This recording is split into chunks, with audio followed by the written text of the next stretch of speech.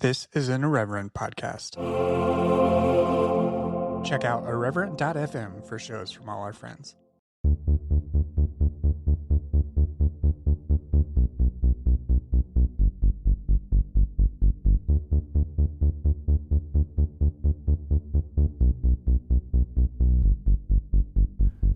Hello and welcome to Evangelical. I'm your host, Blake Chastain. This week I'm releasing a episode from the archives here from near the very beginning of the show in episode 5. This conversation is actually one I had with my friend Sean Reed, who I went to high school with, went to youth group, and also we both worked at Christian bookstores during that time and everything. And it's really just a very fun conversation in a lot of ways where we talk about just working in Christian bookstores, what our high school and youth groups were like, and I mean, we just cover a lot of really fun ground. So I'm resurfacing this one because it's a little earlier in the feed, and if you're a recent listener and you haven't delved into the archives, this is a good sample of the sort of things that have been discussed even from the very beginning. It's a pretty fun conversation, and I hope you enjoy it. I'll be out with a new episode next Tuesday, and I'm really looking forward to sharing that one with you. In the meantime, though, I hope you enjoyed my conversation with Sean Reed. I'm doing this intro in just one take. Hope you enjoy my conversation with Sean Reed, and please follow the show on all of the different platforms. Facebook at facebook.com/exvangelicalpod, and on Twitter at twitter.com/exvangelicalpod. You can follow me on Twitter at brchastain, and that's about it. Also, look up the Facebook group, search for Evangelical on Facebook, and you can also support the show via Patreon at patreon.com/exvangelicalpod. All right, let's get into it. Welcome him to Evangelical, so welcome, Sean. Thanks, Blake. I'm happy to be part of the podcast. You're welcome. Thank you very much. Like I mentioned just a minute ago, we met in high school. We kind of ran in different.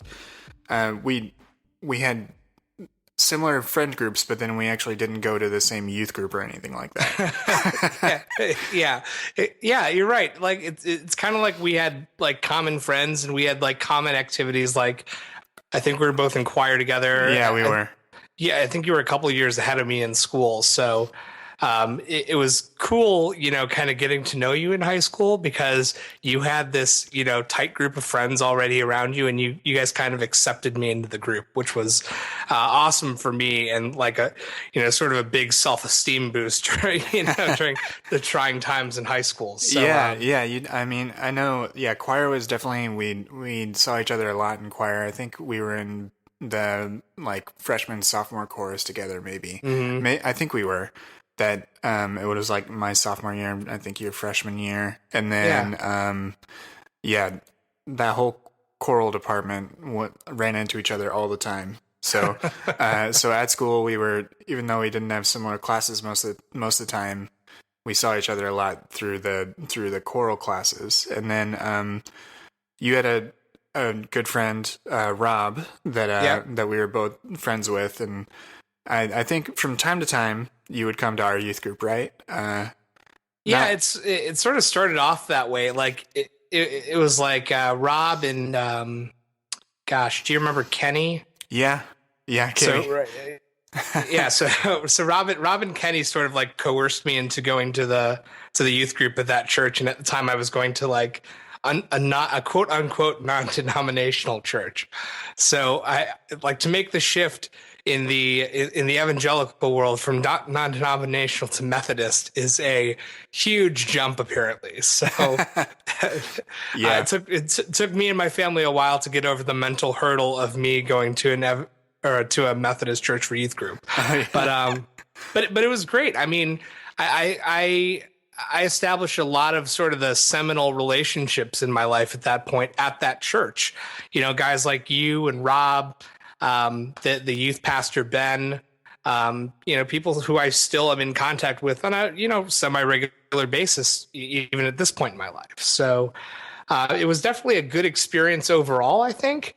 especially socially. But and getting back to sort of maybe what we're going to talk about more at length in this podcast, I think there's maybe, and I don't want to give away too much, but maybe there's a little bit of a darker side to evangelicalism, a seedy underbelly, if you will.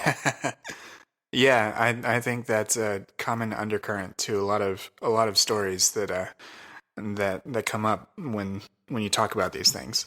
Sure. But let's backtrack a little bit. What about before high school? I didn't know you then. Had you always lived in the Chicago suburbs? Did you grow up there, or did you grow up somewhere else before moving? I mean, it's a very our town was could be very transient, especially at that time. Yeah, so I grew up primarily in Yorkville, Illinois, which is just west of where we grew up in Naperville, until fourth grade or fifth grade or something like that. And then we moved out to Naperville, so like half an hour west of where we lived previously. And we moved there ostensibly because of the schools, which I will say this: Naperville, Illinois has some great schools. So if you're listening to this and looking for a great place to raise your kids, I recommend Naperville. But so yeah, we moved out there when I was in like fourth or fifth grade, and I went all the way really through college out in Naperville, all of high school, and then I moved down to Carbondale for a couple of years for my first 2 years of school. Decided SIU and aviation weren't well. I guess let me take a step back. Maybe I should explain my background a little bit. Sure. So after high school, after graduating, I went down to Southern Illinois University. I did a couple of years as an aviation management major, which was part flying and part business. And after a couple of years, I sort of had like a coming to Jesus moment, no pun intended, I guess, with my flight instructor, who was sort of my mentor at the time. And, this was 2005 or so. So this is basically on the heels of 9/11, when all of the airlines were merging and contracting. And we had a long discussion, and basically the crux of it was, if I can't get a job in this industry, how are you going to get a job? So hat in hand, I sort of came back home to Naperville and wasn't really sure what to do. And I was getting close to the end of summer, and my mom basically told me, if you don't find another school to get into, I'm not going to pay for it anymore. So I got into a little liberal arts school in Naperville, and I studied marketing and religious studies while I was there, and graduated, like almost 10 years ago. We're getting old, man. Yes, we absolutely are. I don't need any more reminders of that. Tell me about it. I'm getting gray hairs, Blake. It's not good.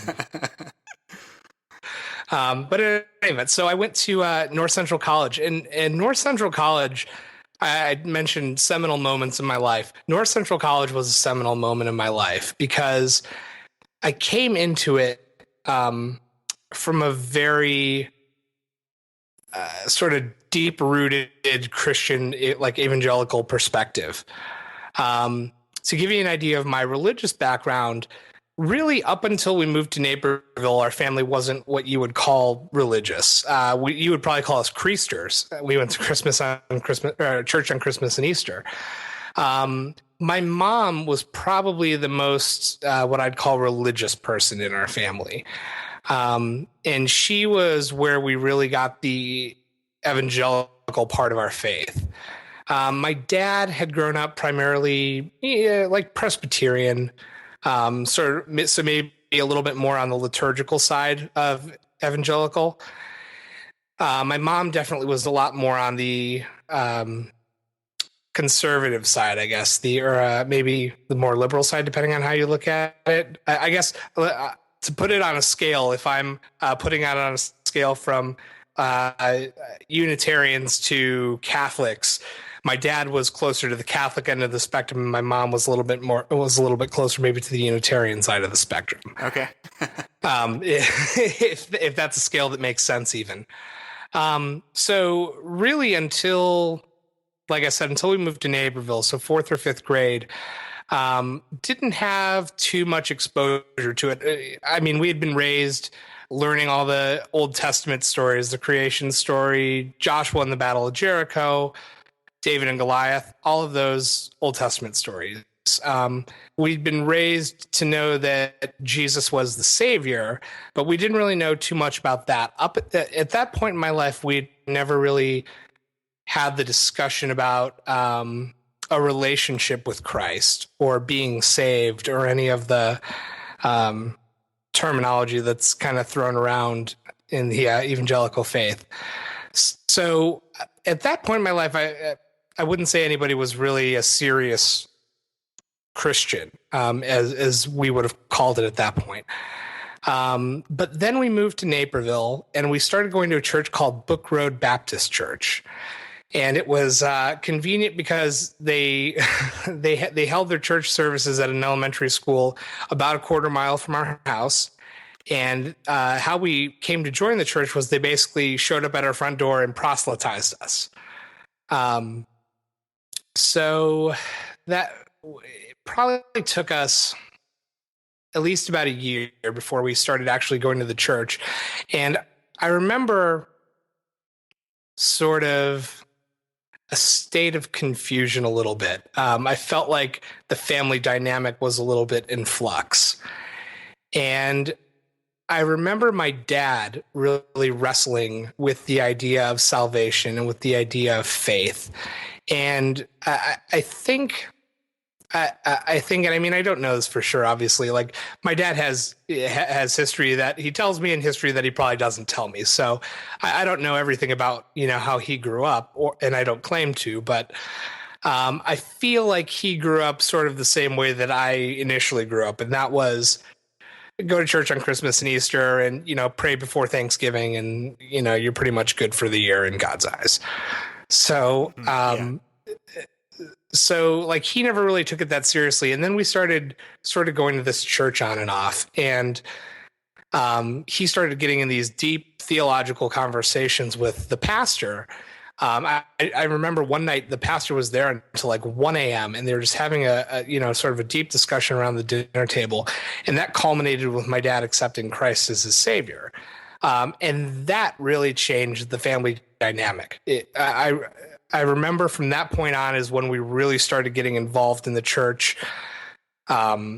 He would get up and help lead worship. I would have to get up and help lead worship. I started taking piano lessons from the pastor's wife. And before you knew it, I was playing all of the classics like As the Deer and gosh, I can't even think of all the other bad like 80s or 70s even Christian music. Worship music. A lot of Rich Mullins, a lot of Amy Grant, and who is the other? What was that big band? Chris Tomlin. Yeah, yeah, exactly. So, like, I remember having to get up and play piano for the church and stuff during offering. And this was a little church. I mean, this was 30 people. Our family easily made up. We had a 5-person family. We easily made up a fifth or a sixth of the church's population. So small population. And that church was also one of the first churches that I really sort of saw the political aspects of Christianity and religion and politics within the church. It was also really one of the first times that I'd seen so much strife in a church that it literally fractured the organization. There's just there's so many different people pulling in so many different directions. They couldn't agree on what they thought God's path for them was, and it really just split the church. Everybody went in different directions. The pastor and his wife left. They built a church on Book Road, but from what I understand, the congregation is still very small and not very successful in terms of, or at least in relation to the other churches around them in the area. But so that was, and it was sort of at that point. So that was maybe 8th grade. So this is, 5 years into that church, or excuse me, 3 years into that church or so. So in 8th grade, I had a neighbor who lived across the street from me. You might actually remember him. And you can bleep his last name if you want, but Steve Hall. Yeah. Good friends with John. Yeah. Sorry, I don't mean to name drop. Like, No, I hope these people are comfortable with me name dropping. But it's fine. I can edit out things. It's fine. but in any event, Plus, so that's a really common sounding name. yeah, true. So Steve anyway invited me to go to his church, which was more on the north side of Naperville, and so that was a solid 20-minute drive, 25-minute drive there and back, and my mom never wanted to do it, so I started driving with him every Thursday night or whatever, and that's really when I started getting involved in like Christian culture and like pop Christian culture and worship and leading worship and really everything that goes along with that, service trips. I mean, I'm running out of things to list, but you get the idea.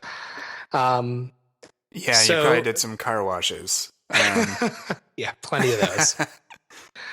You have to raise money for a mission trip with a sexy Christian car wash. That's right. That's the only way to do it. You know what? There were always plenty of cars. That's right. Which is a little unnerving thinking back.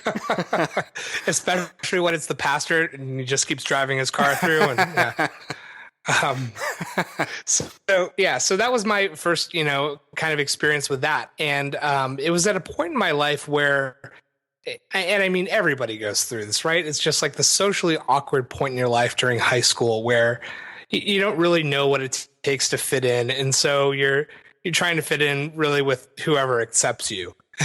Yeah. And like, the nice thing about Christians is that to certain people, they're very accepting. And I, fortunately, or maybe unfortunately for me, this church was super accepting. I mean, I came in, I didn't really know anybody. Steve was a couple years older than me, so he went into like the high school youth group or something like that. And I think I was still in the middle school youth group. So not really knowing anybody, I went in and, kind of sat through the first youth group meeting, and it was kind of fun. We played, games or something during the middle of it and sang songs, and everybody was really nice and it was great. So I kept going back. And the more I went back, the more I developed these, sort of relationships with everybody. And the more confident I felt and the more comfortable I felt in that environment. And that's sort of when I really started to drink the Kool-Aid. And I don't necessarily mean that in a bad way, because I think there's a lot of positive aspects to Christianity and to evangelicalism. But that was when I really, bought in. That definitely echoes in my life and everything. I mean, I moved to Naperville with like 6 weeks left in my freshman year of high school. And I didn't really meet anyone within those 6 weeks that I was going to hang out with during the summer. So like my sister was already in college. We had basically this summer where we just hung out and watched movies all summer. That's where my sister and I really bonded as semi-adults or whatever. And then the following sophomore year, we started going to the church right down the road from where we lived. And I just hit it off with some kids there. I think I figured out that there were some kids at school that I knew that went to the church down the road, and then that just snowballed. And then those relationships can become, like, to use a marketing term, which you've worked some in marketing and studied marketing. It's like something sticky, It's like they're like sticky relationships. It's not with a brand though. It's like with the people that you get to know. And when you really want to be liked and you really want to be accepted and you're trying to figure out the entire world and you've got hormones raging inside of you, like it's a crazy time to be a person. Totally. So yeah, whenever you hit it off with someone in that environment, it can be an extremely powerful thing. And it's not, to your point, it's not all bad. Not by any means. It's not like it's all bad. It's just that it has a tinge of this, it has this overarching religious environment that encompasses everything. And that's where Yeah. That's that's the part of what we're doing here is examining that part of it. So Right. And that's it's a big box to unpack too. sure, yeah, One of the things you want to talk about, sort of being in that environment. And it's funny now, sort of being a little bit removed. And we can talk about this more later when we talk about the break. But, now maybe being removed from that environment, I almost feel like I would imagine how somebody who gets out of a cult feels like to some extent. And I don't want to. I don't want anyone to misconstrue what I'm saying. I'm not associating evangelicalism with being a cult. That's not my intent. I'm just saying that I feel like there are some aspects of it that once I'm on the outside as maybe a biased or unbiased observer, hopefully unbiased, but I think I'm probably a little jaded. Um, but being on the outside, like I do feel like, man, how could I believe this and how could I believe that? And we can talk about more, that more a little bit later. But it's definitely weird. It's a much different perspective than how I felt while I was really active in it. yeah, yeah. So how did your family becoming very religiously involved? How did that impact music? Um, very directly in some ways. I mentioned, when my family, when we all individually got saved sometime around when I was in fifth or sixth grade, depending on the person. So really all within, say, a year of each other.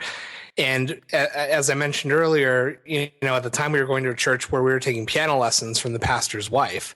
So pretty much immediately, being saved and having that sort of be public knowledge within the church, you were almost expected to help out with worship service if you had any sort of musical proclivities. So whether it was, me filling out on bass or playing guitar or playing keyboard, whatever it was, just about every week I was involved with that. And then when I joined the youth group at the other church, that's when it really, really ramped up. Like it seemed like all the quote unquote cool kids were in the worship band. So since I drove in with my neighbor to youth group every week, he was usually in there because he played bass, and I think he would like run the sound system for them or something like that. So I would just be sort of sitting there waiting for youth group to start, hanging out while they were practicing and messing with the sound system and stuff. Eventually they asked me to start running the sound system. So that snowballed into me being like the worship leader within like a year, maybe even less than that. And it was an interesting experience from a bunch of different standpoints. On the one hand, I was an insecure teenager who didn't really know what he was doing and sort of mimicked what he saw other people doing while they led worship. On the other hand, it gave an insecure teenager like this weird sense of like power when, I mean, there was absolutely no power really associated with that position in terms of like, I'm your boss or I'm your, father, or that sort of power dynamic. So anyway, so I was sort of imbued with this sense of power because at that point at that church, there was a lot of turnover with the pastoral staff. Our youth pastor at the time had an inoperable or semi-inoperable brain tumor, and everybody thought he was going to die. He ended up being able to get part of it removed and then cure the rest of it through whatever therapy, chemotherapy or radiation, whatever he did. But then after, sort of that life-threatening cathartic experience, he decided he wanted to become a teacher and not a pastor. So he went into teaching middle school or something like that. And we had the junior high pastor step up into the high school youth pastor's role, which was a huge shift in dynamics for the youth group, who had really sort of a deep attachment to the previous youth pastor. So that really kind of spiraled out of control pretty quickly, and that guy ended up getting fired. He was replaced by another guy who was also very shortly fired. And so in the midst of all of that. And I mean, these guys were fired because, and I'm not going to mention any names because I don't want to disparage anybody directly, but these guys were fired for stupid things like swearing at the kids or something like that. Like, like I think one of the guys like sort of playfully but kind of aggressively like shoved one of the students and called him an asshole or something like that. And then like that got around. So, and to be fair, the kid was an asshole. So it's not like it was undeserved, but in any event, so they kind of, you're probably pretty well versed with the politics of the evangelical church. So he was ousted pretty quick. The other guy shortly after them. And sort of during that period, I was like the constant to a degree because I was the only person available who could lead worship. So I kind of got stuck doing that. And I say stuck, I mean, it opened me up to a lot of different Christian experiences. I think when you're in a worship service, it's very manipulative to a degree. And I see this now, like I said before, sort of being outside and removed from the situation. I see it a little bit more now. But when I was leading worship, I really felt like the Holy Spirit was moving in people through my music or through the band's music or, whatever. I really felt like it was like an emotional, spiritual experience. And sort of being removed from it now, I feel like it was a lot more really emotional manipulation. It's like you can do so many different things with music, and music is such an emotional thing anyway, right? Like you're watching Remember the Titans or Friday Night Lights, and right as the person's about to make the catch that's going to win the championship game, there's really this uplifting string music that just really brings you to tears as that football player makes the catch or whatever, or the guy hits the home run or whatever the case may be. And I think to a degree that's how worship music works. Like you kind of, you keep it soft maybe, and you start vamping and you start building it up, and all of a sudden it reaches this crescendo and it's like, yay, God. And everybody has their hands up in the air, and it's a very emotional experience. But I don't necessarily know if it's always spiritual. And sort of, so that was, and I keep leading into what we're going to talk about, so I'll try and stay on track. But in any event, so that was sort of the association with, music and evangelicalism to me at that point. And at that point in my life, I really thought, my calling is to be a worship pastor. That's what I want to do. I want to lead worship for the rest of my life. I think this is awesome. I really want to do this. And so that at that point in my life, that's when, maybe I came back from going to Southern Illinois, and I came back to Naperville and got into school, and I was like, well, what am I going to study? Oh, well, I really want to be a worship pastor, so maybe I'll study religious studies, and I'll get a degree in that, and then I'll go get my MDiv, and then I'll be a worship pastor. So that was kind of the game plan for, college 2.0.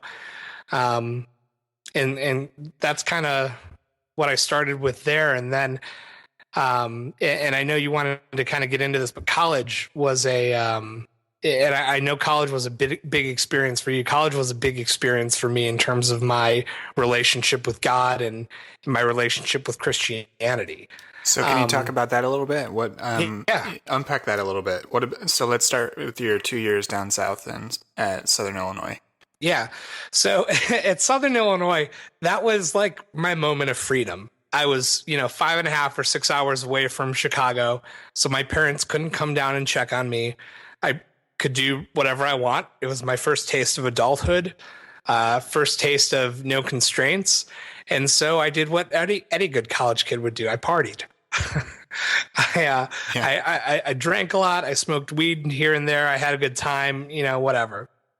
And it's funny because at the time, my roommate was a guy. His name was Ashley. I don't remember his last name, so I can't identify him even if I wanted to. But he was a good guy, a great roommate. I treated him like shit, and I still feel bad about it. Just from the standpoint of I wasn't a good roommate. I was coming home drunk and being loud and obnoxious and all that stuff. So, but he was a devoted Christian, and he went to church every Sunday. He tried to drag me to church with him every Sunday, and usually I was, too hungover, too tired to go, so I wouldn't.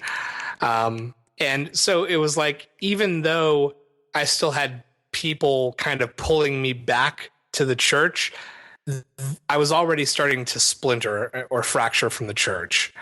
So 2 years of pretty consistently doing that, I came home and kind of rekindled my relationship with the church. Started going back to the church that you and I both went to, rather than the other church, which was now really my parents' church at that point.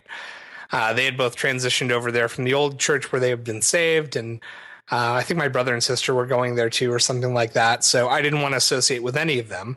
So I decided to go to our church instead.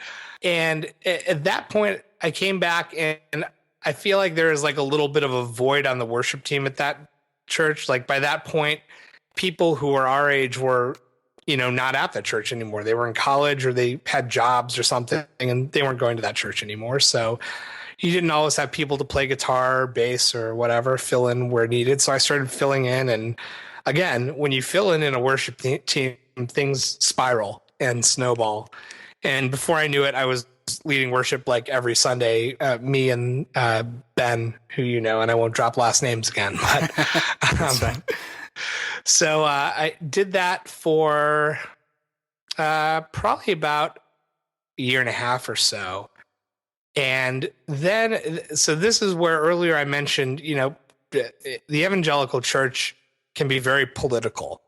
And it was no more evident to me that when I started dating a girl who went to the church. She was like 2 years younger than me. So I think she was a senior in high school when I was a sophomore in college. She and I dated for like, I don't know, 6 months, 8 months or something like that. And at one point she cheated on me. So I went on AOL Instant Messenger, which was still cool at the time. And I logged on and I changed my status to something like, hate the player, not the game. it was literally something, that innocuous. And a day later, our mutual friend Ben sort of pulls me aside and he goes, hey, Sean, I wanted to talk to you about something. And I'm like, yeah, what's up? He's like, hey, did you post this online? I'm like, what are you talking about? He's like, did you? And like at this point, like I'm like, what could I have done? Why would he be pulling me aside in this really serious sort of cryptic manner? And then he pulls out a printed screenshot of my status from AOL. And he goes, a member of the church put this in my mailbox with a note to talk to you about it. And they requested that you are removed from the worship team because of, this status update. Oh my gosh. And like, I don't know who it was to this day. I could hazard a few guesses, I'm sure, but I was just like kind of dumbfounded because even our friend Ben was kind of like, even I don't think this is a big deal, but it's sort of like the powers that be are asking for it, so we're gonna give into it.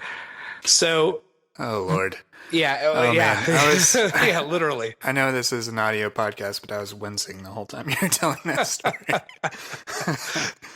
Yeah, it was awkward. It was awkward. It was awkward for me too. So, in any event, I kind of at that point I kind of stopped going to that church. I invested more of my time back into the school. I got another job because at the time they had been paying me over the summer as like a worship intern. I don't know what you would call it, something like that. But they'd been paying me to do that, and I mean I was doing it. Like I showed up to my job. I did my job every week. But they didn't like my status, so I didn't get to keep that job. So that was kind of my second break with Christianity. Now, at this point, despite all of that, I still had a very, very strong, I had very, very strong faith in evangelicalism. And I say evangelicalism rather than Christ or God because it really was more faith in that type of that brand of Christianity, if you will. And so then I went to North Central College, and I don't care if I drop the name. It's not like a Duke or something cool like that. So I went to North Central, and I kind of came in mid-year. I didn't really know anybody. I was a commuter student, so it's not like I had developed relationships with people on campus. Luckily, I had a couple friends. Our mutual friend Rob went there for a while. He introduced me to a bunch of his friends, so I got to make friends with those guys, and I had a couple friends from high school who went there too. So I had a handful of relationships, met a handful of new people. But during that time, I started taking religious studies classes and sort of coming in from the perspective of a very narrow-minded evangelical. I, I came into it, and I'll never forget. I took a gosh, what was it? It was some world religions class where we talked about like various American religions, like Native American religions, and there were a handful of others, and I don't remember them at this point. But I remember at one point we were reading this story in one of the books we had about um, a Native American who went on a vision quest, and the vision quest sort of started with him doing a sweat lodge. If you're familiar with that, if you're not familiar with that, that's where you go into sort of this clay hut, sort of a teepee type of situation, but with clay walls, and they have a fire going in the middle, similar to a sauna, and you sit in there for hours, days, sometimes over a week on end, with really no food and not too much water, just enough water to kind of keep you alive. And then you smoke peyote. So you're you're already in sort of this altered state just from the condition your body's in, and then you add hallucinogenics to it. So you're in a very altered state of mind. You're having these hallucinations, and that religion interprets that as a spiritual experience. And then so some people then take the next step and they smoke some more peyote and they go on a vision quest, which is essentially a long walk in the wilderness, and you hallucinate all through that walk, and hopefully you don't like step on a rattlesnake and get bit and die. So I remember sitting in class and hearing that story, and everybody, it was sort of a seminar class, so everybody's standing up and expressing their opinions on the subject matter and talking about why the people who are in this religion could believe that. And I sort of stood up and go, this is absurd. How could they believe this is a religious experience? This is obviously a drug-induced hallucination. Like, let's be real with ourselves. This isn't a religion. Christianity is the only religion.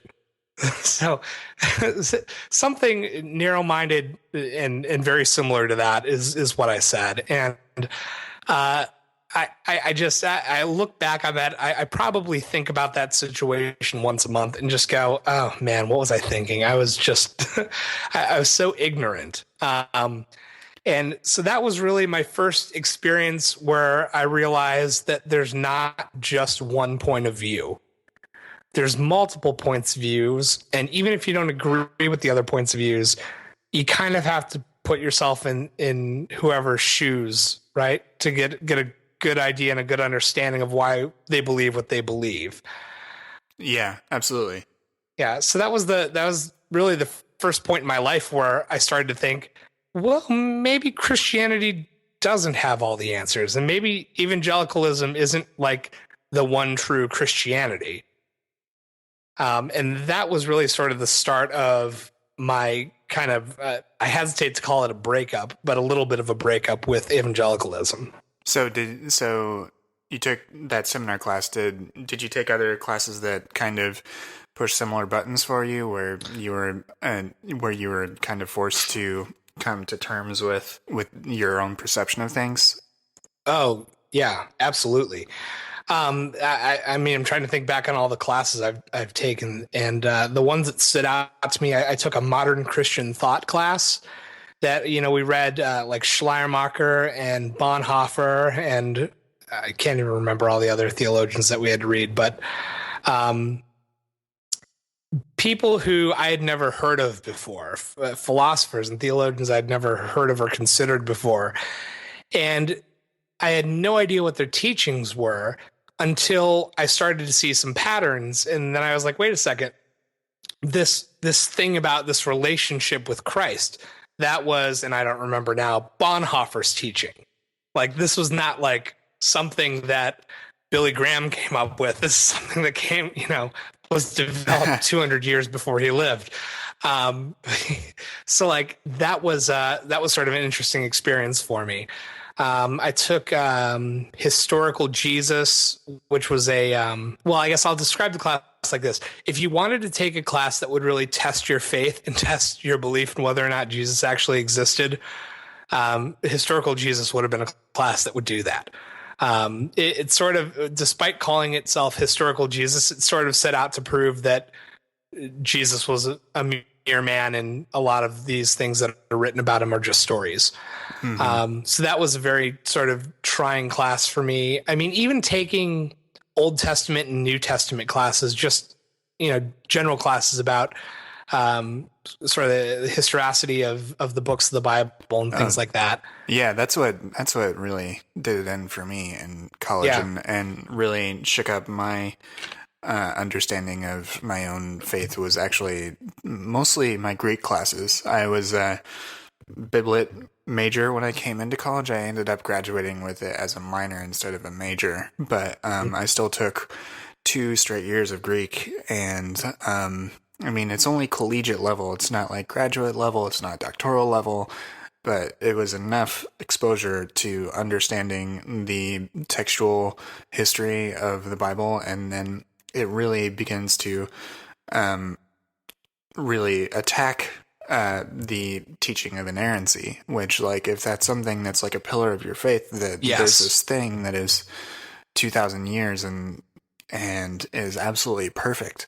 And that's just the New Testament. You go back, depending on your interpretation of the facts, 5,000 years, like the story of Job is the oldest story. And I mean, it's all just like, once you begin to learn those things, you have to reckon with them. Right. And whether you either reject the facts that you learn that have been verified through considerable scholarly work, or you reject the thing you were taught before. And that's not, neither of them is easy, because you either have to open up your mind or you have to close it off. And like there becomes a decision point, this sort of, and it can arise in a number of different ways. For you, it was that seminar, where I don't know, the way you tell that story and the way you tell that story 10 years removed, or however many years now, there you crossed some sort of threshold where you had like a understanding of your own beliefs in that moment, or shortly after that moment. Like, you say the words and then you hear yourself say the words. It's like, wait, do I feel that way? Can that be right? And so yeah, I mean, for me, it was Greek classes for sure. Yeah. Well, and I wasn't I wasn't as much of a glutton for punishment as you were. Obviously, I didn't take any of the languages of the Bible through which you can interpret it. But just from, and I mean, I had teachers who did, for sure, who understood the Greek translations, who understood the Hebrew translations, who had, worked through all of those texts, understand all the source texts, etc. And so obviously I sort of, got that knowledge a little bit vicariously. It wasn't directly on my own, but still, you read things in the Bible, and you spoke to the inerrancy of the Bible earlier. And I think that's a really good point. Because much like the Pope, evangelicals interpret the Bible as infallible, right? Like it's inspired by God. So it can't have any mistakes. And it was interesting going through these classes where you learn about the historical circumstances around when a certain section of the Bible was written. You learn about the Sumerian origin stories, for example, right? And how similar they are to the Genesis creation story. You learn about the the dual authors of Genesis, right? You learn about gosh, I'm forgetting all my terminology now, but the double redaction from just after Deuteronomy through Second Kings. Yeah. Oh man, the first and second Isaiahs, Yeah, the two tellings of the creation story. The fact that Paul had what's called an amanuensis, which is someone that basically writes for him, um, and people discussing whether some of the books of the New Testament are written pseudonymously, meaning that they were just writing under Paul's name, but it wasn't really Paul. Like, and right. that those are legitimate scholarly theories. Yeah, that can be Exactly. extremely unnerving to. Yeah, well, I'm sorry, I didn't mean to speak over you, but you're right. They're extremely concerning theories, and they're theories that evangelicalism as a whole decries. Yes, yeah, yeah. It because of the historical fundamentalist underpinnings of evangelicalism, which a number of people aren't aware of, but it's there. So it comes from a series of tracts called The Fundamentals that was published in the early 20th century, and it was a response to German high criticism, which was looking at the Bible as a text. And instead of reckoning with it and finding a way to understand that we know more about the Bible now than we ever have, and seeing that as a strength, it was seen as an attack on the very religion itself. And Hmm. there are certainly people, that fall away from Christianity after inspecting those things. That's Yeah, but people fall away from things for all sorts of reasons. So yeah, and it's funny because I wouldn't even say that was the real reason, the sort of the impetus for me breaking with Christianity necessarily. Although I think it definitely sort of helped convince me to an extent.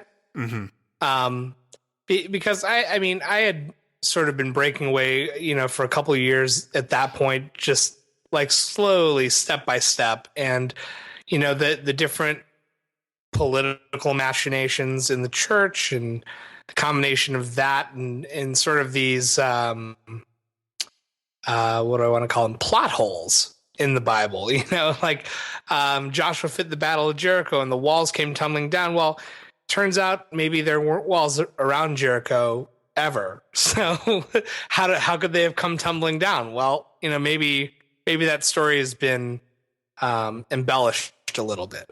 And you sort of brought up the points earlier. When you have uh, ostensibly an author of the Bible who is quote unquote writing through ghostwriters. I mean, really, that's what it comes down to, right? Like, um, how do you really know that's still and truly inspired by God? Well, if any of that is true, I think you have to take the Bible with a grain of salt. And so I think that's really where the break is between me and Christianity, at least, at this point in my life. And I don't claim to, have all the answers or anything like that. But I see these facts, these sort of immutable facts, like the like a carbon dating record that says that this rock is 3 million years old. But then you have the evangelical church saying that, well, it's really only 5,000 years old. You're like, well, you're basing that off of a book. I'm basing this off of science. So there are certain things that I look at Christianity and I say, look, I understand that you have a belief that, in this set of facts, or quote unquote facts as they may see them. But like, we have all of this evidence that suggests otherwise, and all of these facts and figures that suggest otherwise. Like, isn't it possible? And I think a good example of this, and some people maybe term this a God of the gaps, sort of philosophy, but one of the bigger arguments in Christianity is is evolution, right, versus creationism. And in my mind, I say, okay, well, look, I can rationalize evolutionism from a Christian perspective very easily. God can do anything. So couldn't he have, created humanity via evolution? Yeah. Yep. Or couldn't the universe have started with the big bang? Couldn't it have been God saying bang? And and then all of a sudden the universe starts? Like, just because it doesn't say that in the Bible, but how do you explain if you're Adam and Eve? Let's suppose that Adam and Eve are the first people, right? And you're God, and you're trying to tell who was it who ostensibly wrote the first 5 books of the Bible? Moses? Or yes. Noah? Moses. Okay. Yeah. I always forget if it's Moses or Noah. I always forget. But so if you're God and you're telling Moses, okay, here's how I created the world, how do you explain thermodynamics to somebody of Moses's qualifications? Even though he may have been one of the smartest people of his time, I seriously doubt he could grasp molecules. Yeah, and I mean that's like definitely. If you choose to take every word literally, then that becomes it becomes extremely problematic. Exactly. Absolutely. That's definitely biblical literalism is it. You have to explain a lot. Right. And usually the explanations are fairly weak. But if you are able to say we accept this as symbolic language, and that six days could mean 6 billion years, right. Then things become more understandable and more compatible with our natural understanding of nature and physics and everything else, and completely acceptable within Orthodox Christianity. But within evangelicalism, that's just not seen as an option for many people. Right. And that does them a disservice. So that's what you go to college for, is to learn. And so you learned a lot of this stuff about different religions, about your own religion. Is that what kind of led? So this kind of became a somewhat gradual. You said it took. You were kind of stepping away over a couple of years. Did you have any point where it was just kind of like, I'm not. I don't see the world this way at all anymore. Or was it just kind of bit by bit? How did that part of your story go? Well, so it's interesting that you bring that up. It was sort of bit by bit. I mean, really, it was kind of chunk by chunk. And it's funny because, this ties in so inextricably with the Republican Party right now. And I'm not super political, but like, I look at some of the things that Republicans purportedly believe, and I say, well, geez, how can you say that this person, because of whatever makes them different, means they don't deserve X, Y, or Z? And like, it's those types of beliefs that the right wing and I think also many evangelicals hold to be true. That I see it on the political scale. I say, geez, these tie so well together, and they're so inextricable at this point. But that's a lot of the reason that I've sort of distanced myself from Christianity over the years, is because you see some of the bigoted, hateful things that occur that come from the church, or come from people who claim to represent the church, and you go, man, how can I associate myself with these people? It's like, and this is a terrible comparison because it's absolutely not on par, but I imagine it's sort of like what people went through in Nazi Germany. It's like there's a lot of people who are saying the Nazis are going to be good. Yeah, but they hate the Jews, and they're killing the Jews, and they want to kill the Jews. Yeah, but I mean, they want all these things, and it's very funny because I see a lot of parallels between that and Trump too. Like, he says these things about like killing all the Muslims or kicking them all out of the country or whatever, and it, like, rational people look at that and go, oh my God, this guy is insane.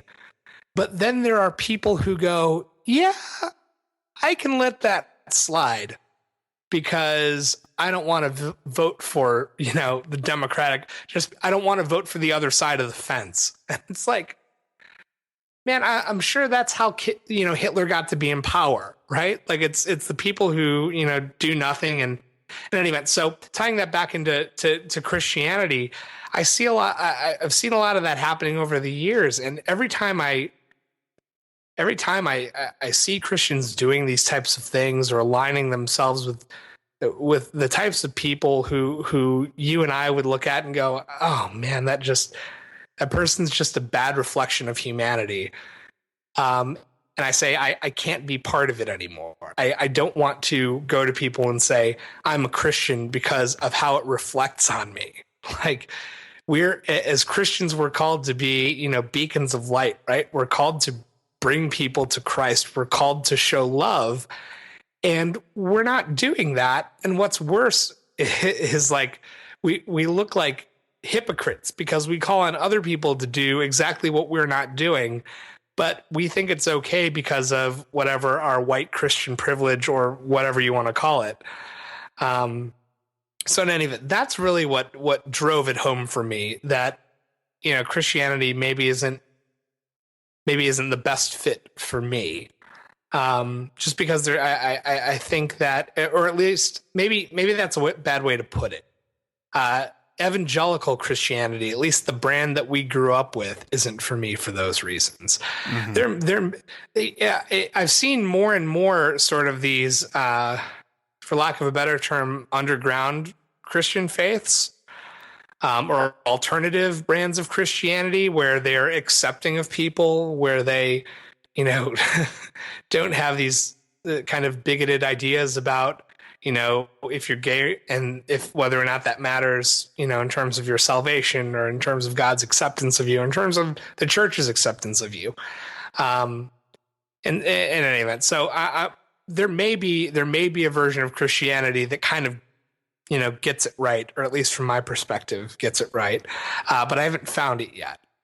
So while I won't say that, I wouldn't call myself an atheist or an agnostic because I still believe in God, sort of deep down. But really for me, it's more about trying to rationalize, how I live my life with what I think are sort of the main tenets of Christianity, which are love God and love your neighbor. And to me, there's not much else that matters besides those. But again, everybody's got their own interpretation of this, so it doesn't mean I'm right. It doesn't mean I'm wrong, but that's my perspective. Yeah, and that's valuable, and that's why I'm collecting these stories, because it is valuable to express that, and to everybody is still working these things out, and to pretend otherwise is kind of silly, to be honest. Oh, for sure. So yeah, I mean that I know that there are a lot of people that will be able to identify with that. You have a particular background and it did not gel. It didn't cohere with you. It doesn't cohere with a lot of people. That's the thing that that is the major problem within the evangelical form of Christianity in particular, is it does not know how to handle dissent. It doesn't know how to handle alternative perspectives. Even the thought of entertaining them sometimes is damn near heretical. And that's really hard when you're creating spaces that are ostensibly for learning and for growth. Like, a lot of that involves really pushing questions to their limit, and it's going to have tangible outcomes in the way people perceive the world. So, right. But one of the things that is really done to try to control that side of all of us, because it's there inside of all of us, whether we know it or not, is through the sort of media that we all have access to.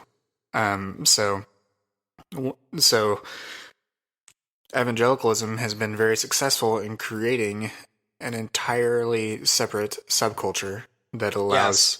allows evangelicals to only consume Christian TV, Christian music, Christian Movies. movies across the board, and has also created ways in which to discourage people from participating in the more generalized media that is created. And I, for one, I in high school and well, no, I don't think I did. Maybe I did my freshman year of college, but all through high school, my job, my part-time job was working at a Christian bookstore. So I was like deeply in this world. And let's start with music because I love think looking back now, I can see where this sort of things happen because in most Christian bookstores, which are kind of like the place of influence for a lot of these things, Mm-hmm. in most Christian bookstores they have a recommendation guide that's like if you like the Descendants, then try the Insiders. Or like if you like ska music, try the Insiders. If you like country, try Third Day. Or whatever. Yeah. If you like the Philip Wilson Phillips, then try Point of Grace or FFH. You know, like uh, uh, if you, I mean, this is like for a deep cut. My first concert ever. This is embarrassing to put on the public record. My first concert ever was a Carmen concert. Oh God. so, so, so yeah, that happened, and that's part of my history, people. I I will I'll do you the favor of saying that we should probably bleep that so people don't have to. So I have it's funny that you share that story because I actually worked at a Christian bookstore too during high Yes, school. bros. Yeah, so I worked at gosh, what was it? Family Christian store? Yeah, I worked at Limestone in the mall. Oh, our arch nemesis. Yes, yes. Wait, what So, was Lemstone like the more Catholic one, or was that no, it was the one that just Cokesbury or something like no. that? Cokesbury is owned by the United Methodist Church, Okay. and it's basically a church supply store. Yeah. Literally, like it. I mean, it's where they go, where like the clergy go and buy like communion wafers and like their raiments and Yeah. everything. But Limestone, ours at least, was like 25% of the store was Thomas Kincaid prints, like Yeah. marked up like 200%. And they call themselves Christians. It was. Yeah. I mean, it was bad. It was, and from a, it was bad because it was pricey inventory and it would only move when they docked it like 35, 45, 50%. So they were always, and they always ended up selling it at a loss and buying it. It was bad. But anyways, Yeah. yeah. So Yeah. We definitely had the Thomas Kincaid section too. yeah. And then we had a whole, and there was like a section that was devoted to whatever the Christian fad was. So at one point it was Prayer of Jabez. There was a whole Prayer of Jabez section. Yep. And it was like those stupid little square books and like, coins with the Prayer of Jabez on it and whatever else. Any other sort of tchotchke you could put the Prayer of Jabez on. They put it on and put it in this whole big section right by the cash register. Did you guys have Did you guys have testaments? Yes, those were delicious. You guys? Yeah. I used to steal testaments from Family Christian bookstore. They kept my breath fresh through the power of Christ. But Yes. yeah, it was very interesting to me working at the Family Christian bookstore, especially during the interview process. And like I don't want to get anybody sued, but like they definitely asked me about my religion, but like in a very sort of backhanded way. It's like we can't officially ask you if you're saved. Wink, wink. but you are saved, right? Like, that type of a thing. To work there, which still is interesting to me, now knowing what I know about hiring law and stuff like that. Yeah. But in any event, that was another, sort of big experience because I started working there really because I really loved DC Talk. And I hate to admit that. That's all right. Oh man. Okay. Yeah, for sure. But yeah, but so like that, and I mean, you sort of mentioned there's that suggestion guide. Like if you like DC Talk, you might also like. And I like totally bought into that. Like I was like, man, DC Talk, like they've got Goatee Records, and Goatee Records produces, and like I could go down and tell you, I don't know, the W's, Seventh Day Jesus, or whatever I don't even know all the names of the bad bands. Like I think they signed like 20 bands when they started that label, and I think maybe one of them like gained really any amount of success. Yeah. But like there's so much bad Christian music. And then what's worse, I think both for the church and for the music is that you would at some point it was like mainstream bands realized that if they said they were a Christian band, they would get signed by a label immediately and they could start making music, and all they had to do is say God and Jesus a couple times and the Christians would buy it because we're stupid. And it's funny because like I remember seeing that happen, and then a couple years later South Park did an episode about that where they made fun of how a mainstream artist who I think Cartman starts a band where he's like, it's like a Satan metal band or something like that, and then he turns it into a Christian band because he realizes he can make it big faster. Yeah. Then, oh man, I think my favorite part of that episode is when Cartman they're doing the album cover, and he has them all face different directions. And just stare off. And just stare off. He's like, no, you turn around. Just turn around. like it was spot on. Yeah.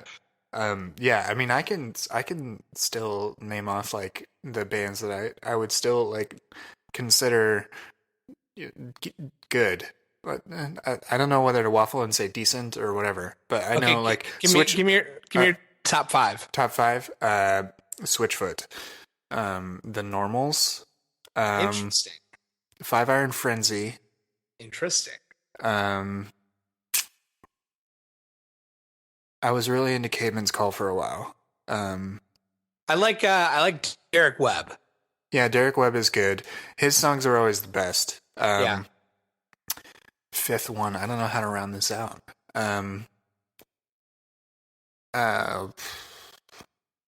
Shoot, man. So whatever the. I mean, if I have to add a worship album, it'd be like I could add Jars of Clay, but I wasn't even huge into them, so I'll add a worship album in and say it was whichever one, Call to Worship, the first one with God of Wonders on it that had the Third Day Guy and a couple of Caveman's Call people on it. Yep.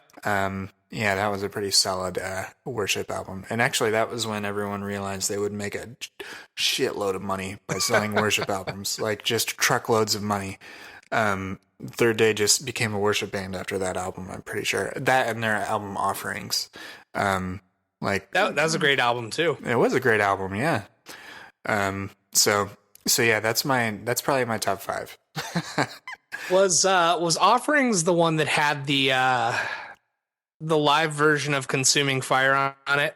I think so. It's either that one or Offerings 2. Okay. But Offerings, the first one was definitely the better one. Yeah. I think that was the one that was on though. I saw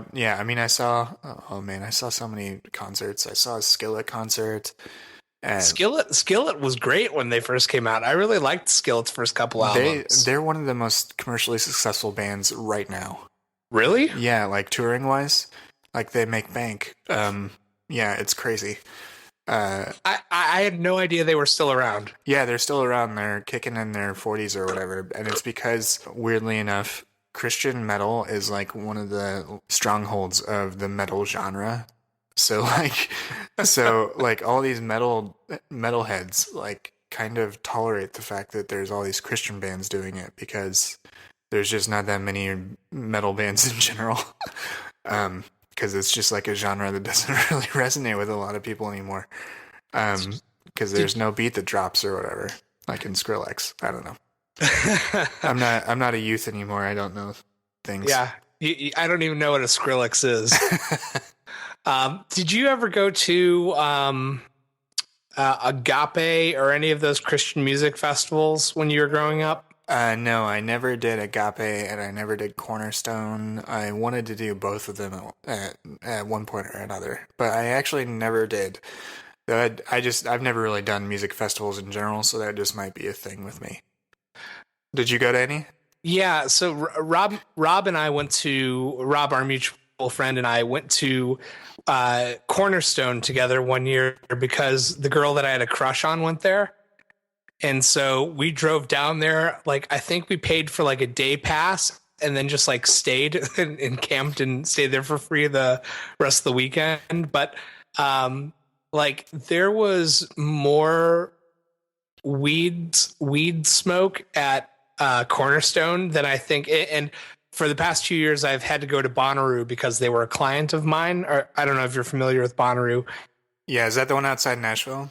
Yeah. So for our listeners, if you don't know, it's a huge hippie music festival just outside of Nashville. I shouldn't say hippie because they've got like your Skrillex or Dead Mouse or any of those like cool bands that I don't listen to. They've got those guys there too. Like this year they had Tame Impala, they had Pearl Jam. Dead and Company was the headliner. But anyway, so there's a ton of weed smoked and drugs consumed at this festival. And I swear I've never smelled more weed smoke than when I was at Cornerstone. Just like... gotta cut loose somewhere, I guess. Yeah, no, like a Christian music festival. That's the place to do it. That's your spot. Yeah. So the highlight from that trip was one night at like 3 a.m. The girl I had a crush on and I were hanging out, and she knew like one of the heads of security somehow or something like that. So we got to go backstage and watch POD. Yes, POD. Yeah, so that's not only one of the lowlights of that trip, that was one of the lowlights of my life. Oh my God. They had that cool music video in the bus, though. Yeah, that's true. They did. I can't think of their crossover single. Oh man. Yeah, I can't think of it. It'll come to me. Yeah. Oh my gosh. Can't think of it. Oh well. I'll think of it. Don't worry as we're going. But yeah. Gosh, yeah, I forgot about that band. Was it Youth of the Nation or Alive? Alive. Yes, Alive. That's it. My God, that band is like just a straight knockoff of Creed, and neither of those bands are very good. That song was popular right around the same time as Evanescence, and I think they were another like crossover band or whatever. Which we can talk about crossovers in general. But that, have you seen that their big song, the "Wake Me Up Inside" song, is like it's an internet meme now. Is it really? Yeah, like "Wake Me Up Inside, Can't Wake Up" is because those lyrics don't make any sense whatsoever. Those two together, "Wake Me Up Inside," and then the response, "Can't Wake Up." Yeah, like just put that into Imgur or something, or Reddit or Google Images or whatever. You'll get some funny results. But yeah, which is funny because it was like an obscure Christian song. But yeah, now it's an internet thing. But to me, crossovers like POD and Switchfoot later on, they're the Beautiful Letdown was a letdown of an album. Because I actually loved Learning to Breathe, which was their album right before that. And I even nostalgically listened to it a couple months ago. But yeah, crossovers were weird because you could you like felt this weird sort of like cultural pride that like, oh yeah, like one of us made it big Yeah. time, and like and they accept us for who we are, kind of like. But at the same time, you're like, oh man, I hope they don't succumb to the success and become not like us. It Yeah. was always kind of like a weird thing. Like Jars of Clay did it, and Switchfoot did it, and Sixpence None the Richer. DC Talk and DC, Striper and yeah. yeah, yeah, like all these bands. The guy behind Dashboard Confessional, um, you know, they all started out as good Christian folk, and hopefully they don't become, just a bad person. I don't know. I don't know. Like I don't even know what. Like no one would ever put a label on that part. Like I hope they don't lose their salvation by becoming successful. Yeah.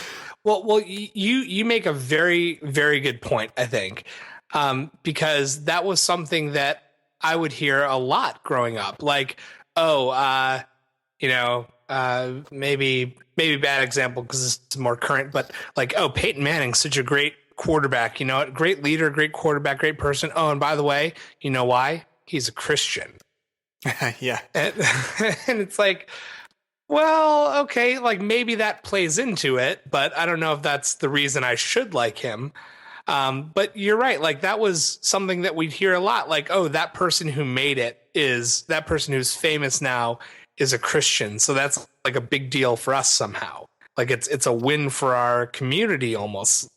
It's a very, very strange phenomenon because I think the other place that you see that phenomenon is culturally, right? Like bad example, but like maybe I grow up in Aurora rather than Naperville, not to besmirch Aurora, but maybe I grew up in the bad part of Aurora, but I make it out. I go to Harvard, I get, a bunch of degrees, and then I go on and become a successful CEO.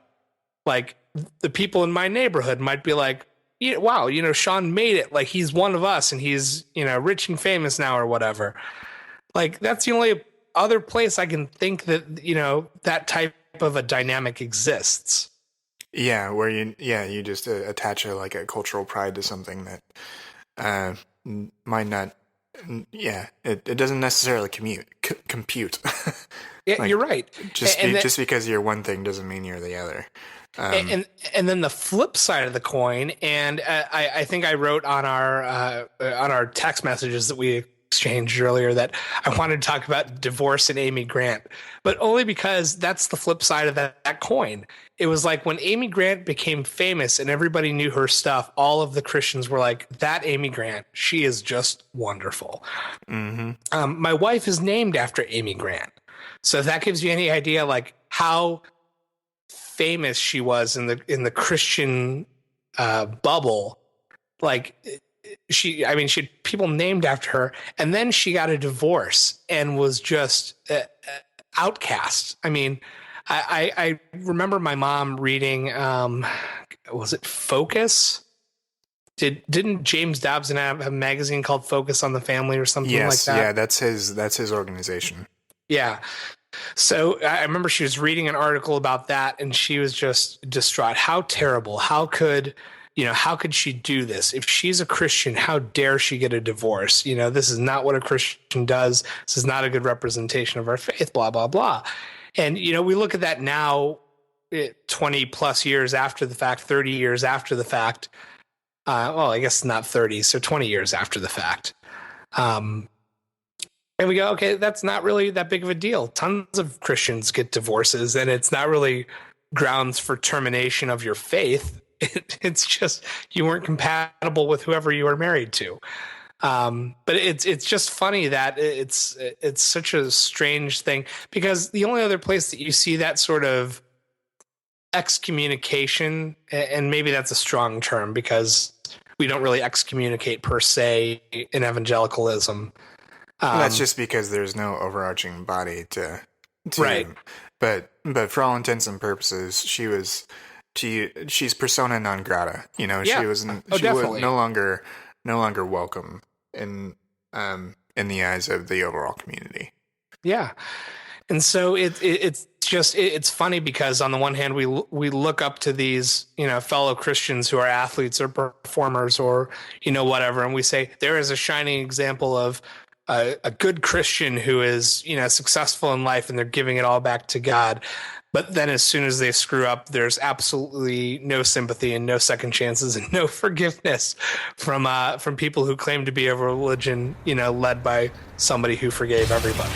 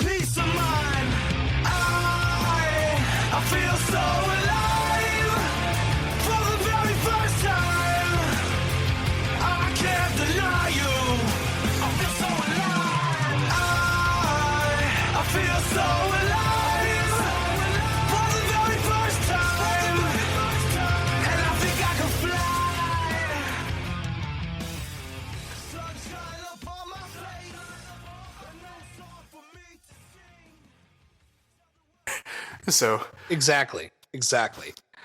So one other thing I wanted to talk about, if it's okay with you, is really both of our experiences. Obviously, like we have a lot in common from like the Christian music perspective and like what we kind of had to listen to. And I don't know how it was for you, but for me, it was like I could only listen to Christian music because my mom, being a good Christian, didn't want me corrupted by the world. And so what that means is what's the turn phrase, in the world but not of it. Yeah. So to her, what that meant was I have to shelter the kids from every possible thing that's not biblical or Christian. So that meant like I don't think I saw a PG-13 movie until I was probably 15. I don't think I saw an R movie until I was at least 16 or 17. And even then, it wasn't like my parents would have let me watch that. I probably was like hanging out with like you or somebody else and watching Super Troopers. Like, yeah. So for me, it wasn't as stringent. That didn't come from my parents. I mean, a lot of my involvement and me getting very involved in youth group in high school and everything like that. I mean, that was very voluntary. For me, I was just very, very interested. I was a very hyper motivated sort of person in regards to like trying to understand what Christianity was about. And so like wanting to work in a Christian bookstore, all of that sort of stuff, was very self-motivated at the time. But my parents did not,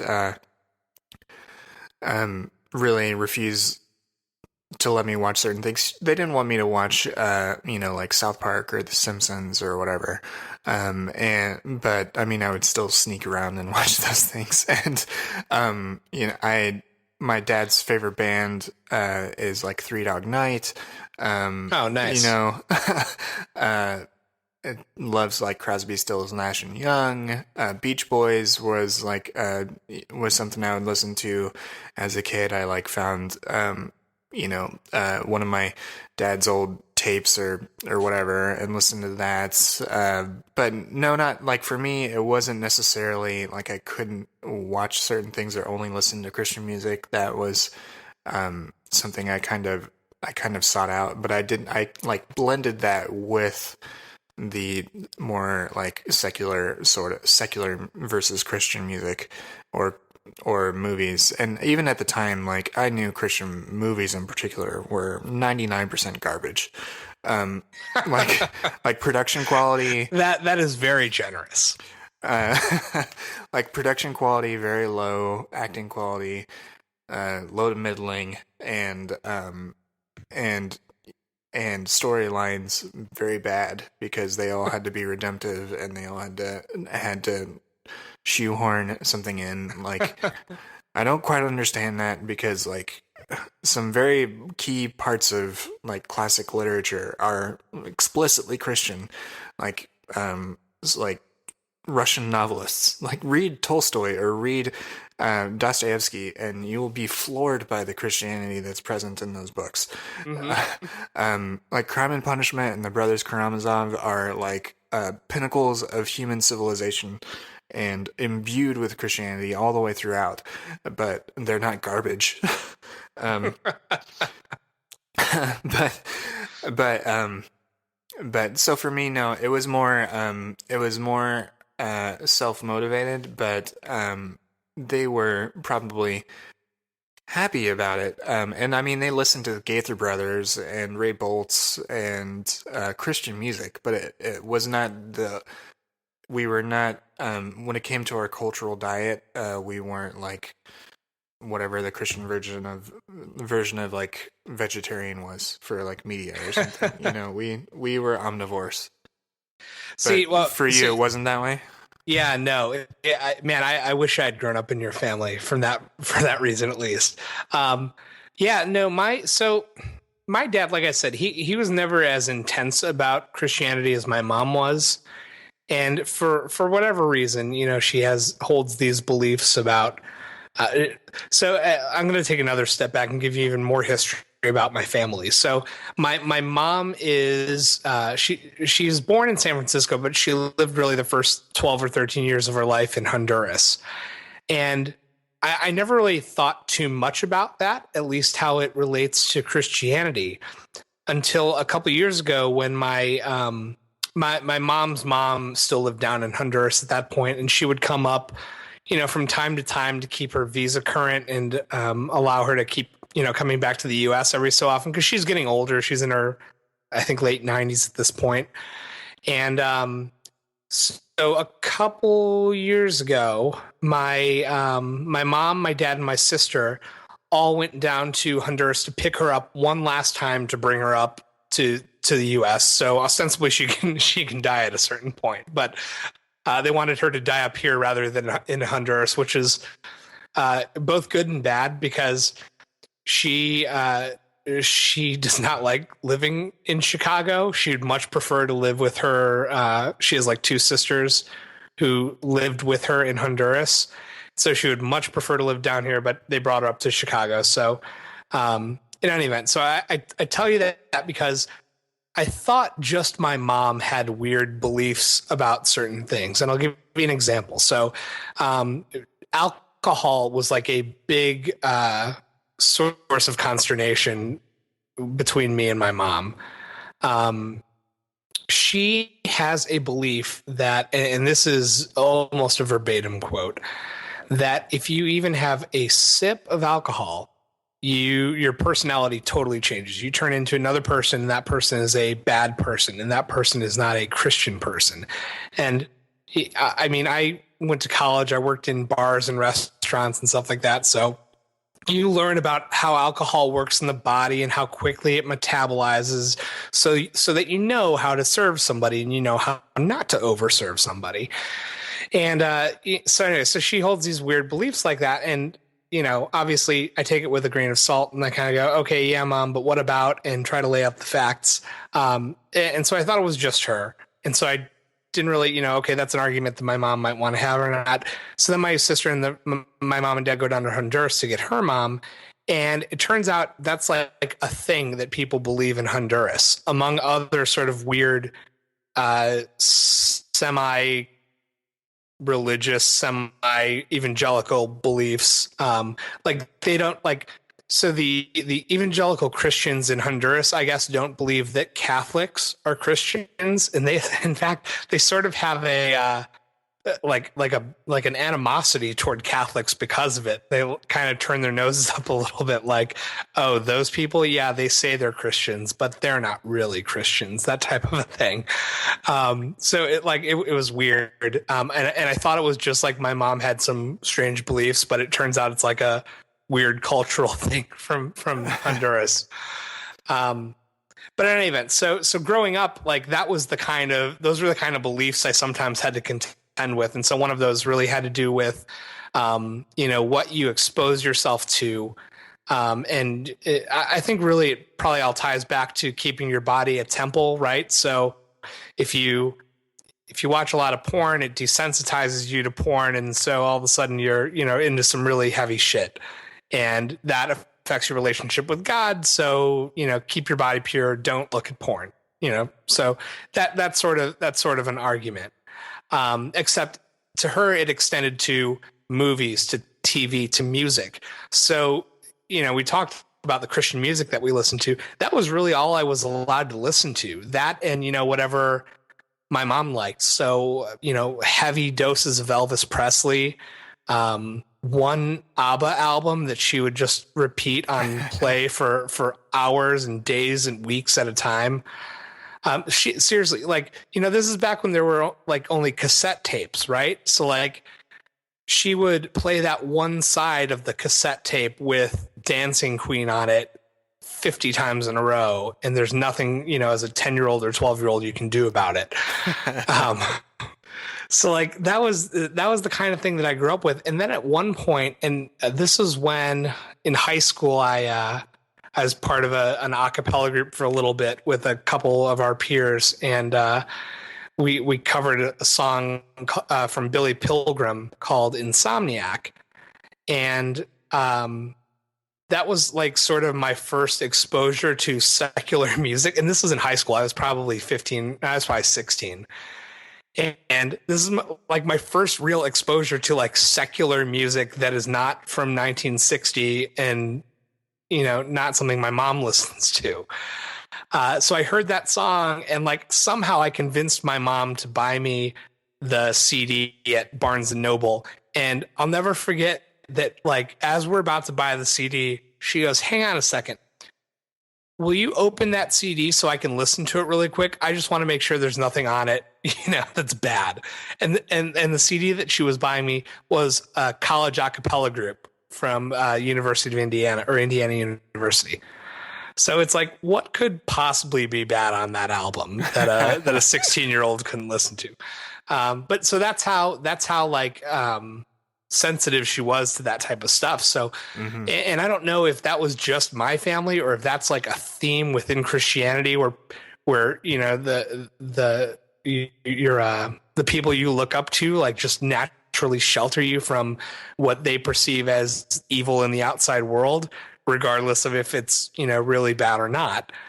But that's sort of what I grew up with. So like I didn't see any, like I didn't see Shawshank Redemption until I was out of high school for sure. And the Shawshank Redemption, for the record, is one of my favorite movies ever. I would contend that it might be the best movie of all time. But like that's again a movie that's totally fine, I think, for a 16-year-old to see. I don't think there's anything really graphic or really bad in that movie. But yeah, anyway, so she would never have allowed me to see it. So that's kind of how I grew up. So I grew up watching all these terrible Christian movies that you talked about and listening to all this really bad Christian music like DC Talk and the W's and Michael W. Smith. And, Yeah. I think with movies in particular, and with music, it's a very weird sort of dance that people try to make. I went to a very Christian, like an evangelical Christian school, and when I first went into freshman year, you weren't supposed to watch rated R movies, and actually you like signed something that I didn't even realize. So they have you sign something that basically says, you're a Christian and you're a good person, and you won't drink or smoke while you're there. And I knew that was like the deal, going into it. But what I didn't know going into my freshman year is that there was a curfew for freshmen, and that you had to earn a 3.0 or higher to get it removed as a sophomore. That you couldn't watch rated R movies. You weren't. Yeah, that was brand new to me I got really mad when, when I learned that. So this Uh, was a four on the floor kind of yeah. a school. Oh, absolutely.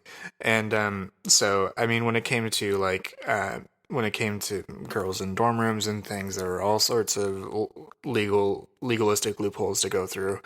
But the thing that was crazy is that sophomore year they institute a committee basically to begin to approve certain rated R movies. So Braveheart was approved because you could liken Braveheart's violence to spiritual warfare, which is what? Um, like that's an insanely violent movie. There are beheadings. There are multiple amputations by sword.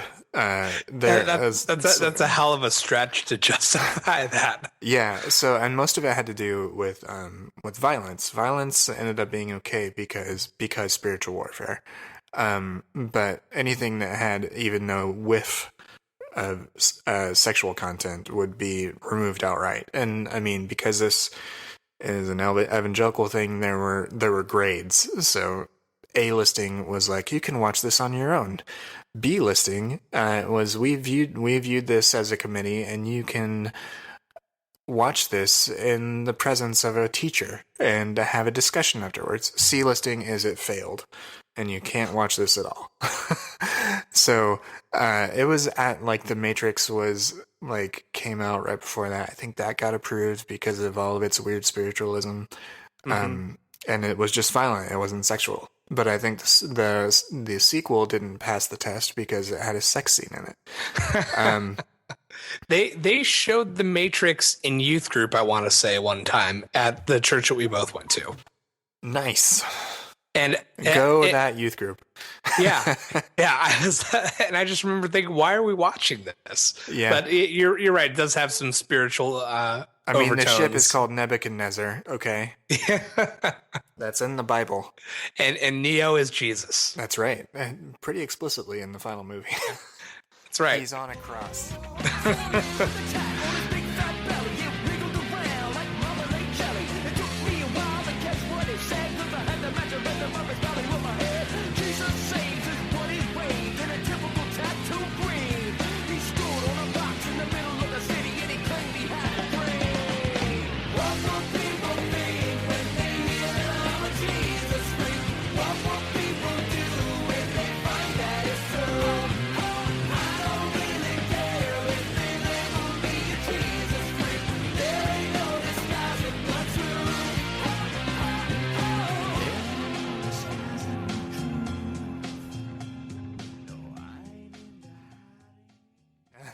Oh yeah, so I was talking just about the ratings and everything. I mean that sort of thing is you always have to.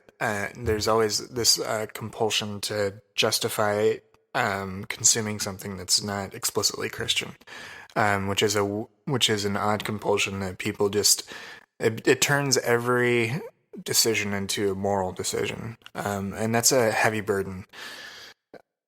And like to have that on a kid is also can also be kind of hard. I understand as a parent now, um, under knowing your child and knowing what they're developmentally ready for and what's appropriate for them.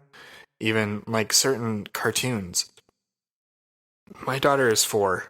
Some 4-year-olds might be able to watch something with, some cartoon fisticuffs or like Hmm. people getting upset. But my daughter's not much. She's very sensitive. She doesn't like conflict right now. Hmm. She's not ready for that in her entertainment. So now most of her shows are not about conflict; they're about problem solving. Most of the shows like Daniel Tiger, she doesn't watch that one as much. She's aged out of that a little bit, but I mean, it's about like managing your emotions. Hmm. It's not about, but so I understand that as a parent. Um, removing, but making everything cohesive from a single perspective, um, and from a single religious perspective is something that I don't see the direct value in that. So My parents didn't emulate that. They presented me with Christian things, but they did not remove me from more general things. So for that, I'm thankful. Yeah, absolutely. If it's okay with you, I wanted to kind of talk about one more thing, just because it's sort of a weird Christian experience that I have. It's I don't know if you went through anything like this, or if anybody we know did, but it's sort of a funny story. So I wanted to, maybe leave everybody with this before we end the discussion. Sure, absolutely. Let's go for it. So this is going to take us down a totally different path than what we've been on so far. So everybody, sort of take a deep breath and collect yourselves. Okay. So I remember when I was in 6th grade, I was it was like, it must have been like a Friday night or something like that, because I had a guitar lesson in the morning. And my dad comes home from work. And again, I was 12 or 13 or something like that. My dad comes home from work and he goes, my dad's an attorney. And he goes, hey, Sean, one of my clients came by today and he owns this hotel and he's gave me a free night stay in it. So if you want, you can come with, we'll stay at the hotel. We'll, go play in the pool, whatever. And I'm like, maybe I was younger than that. Maybe I was like 10. But I was like, yeah, let's do it. Pool, hotel, that sounds awesome. Like, why are we going to the hotel? Doesn't matter. Okay, let's do it. So we get to the hotel, and I'm noticing as we're walking in, my dad has sort of some strange things with him. He's got this boom box, like CD player, little boom box, battery powered type thing.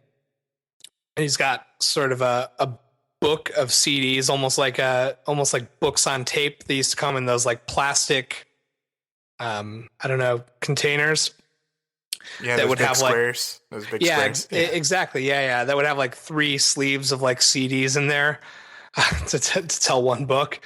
And I was like, okay, well, that's kind of weird, but okay, whatever. We're gonna go have fun at the hotel.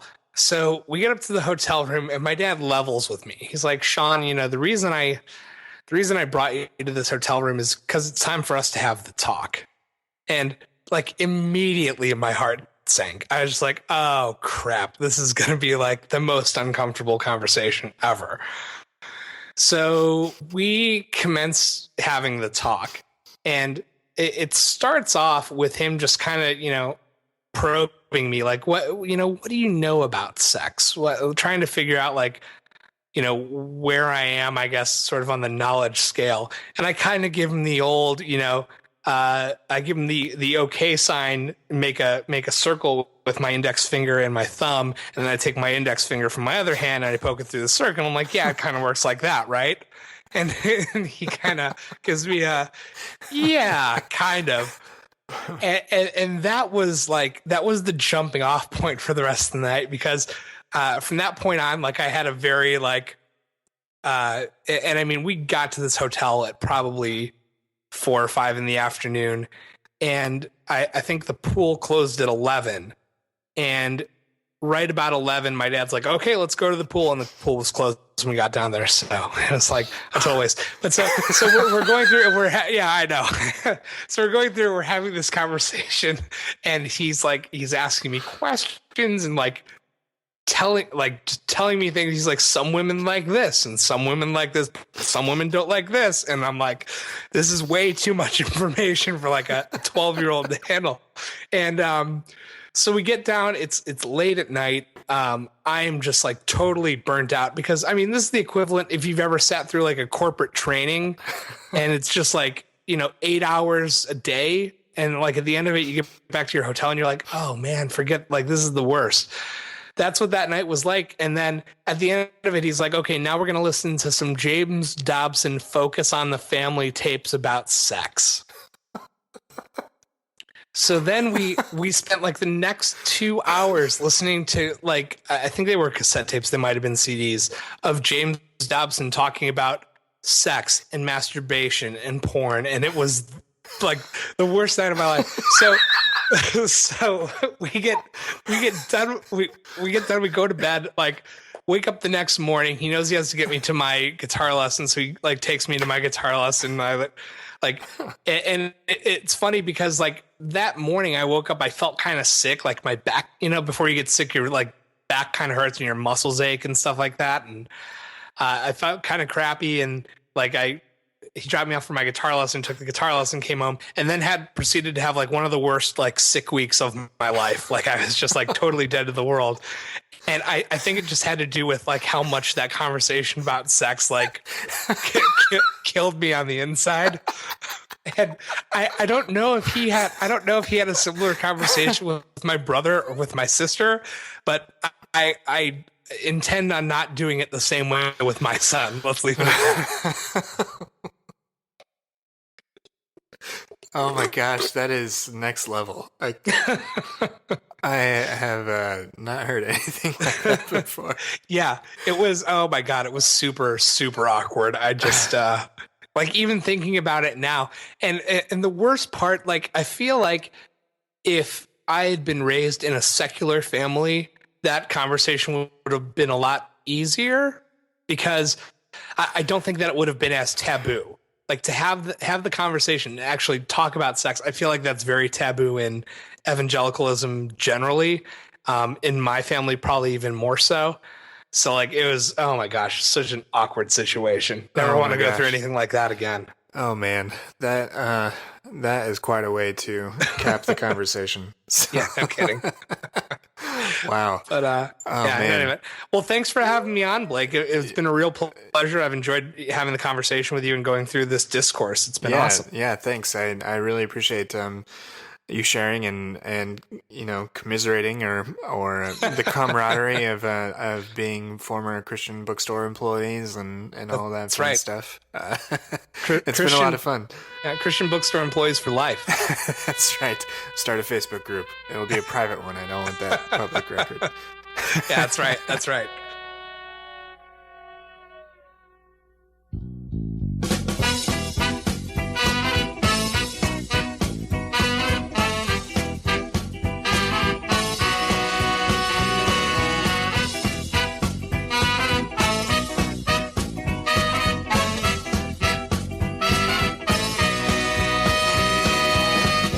Walking in the garden one day when a snake slipped around her feet. Follow me right over to this tree and I'll give you something good to eat. Why no? Are you sure? I don't think it is right. It doesn't matter, just open your mouth and take a tasty bite. Said to him, I think it's sin, but boy does it look right. Said to her, just take my word and I promise that she's the lie. Why don't you get it in? 'Cause I don't want to see your face around here no more. Why don't you skiddly-doo? 'Cause this is now and that was before. 'Cause you all the devil and the devil is bad. Hey! You all the devil and the devil is bad. Hey! You all the devil and the devil is bad. Hey! You all the devil